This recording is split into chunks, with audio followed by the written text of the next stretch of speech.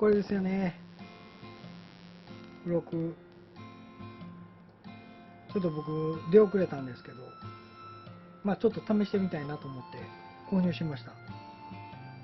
中古ですけどね、フリマで購入しました。開けていきましょ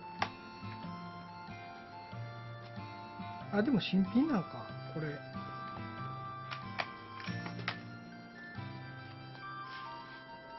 結構ちっちゃいですね。もう手のひらサイズです。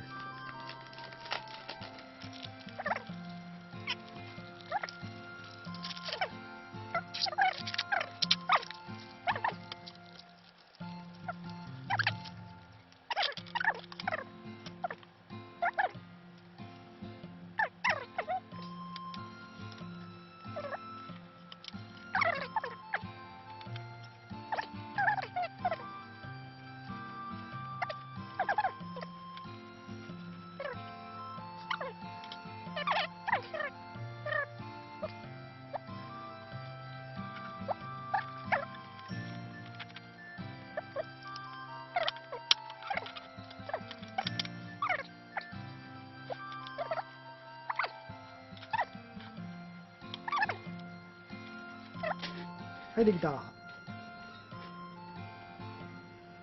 これなんかもう一個欲しいよね。なるほど。だからこれ穴開けんのか。ここで穴開けてはる人いてた。空気のあれがないんよね。なるほど。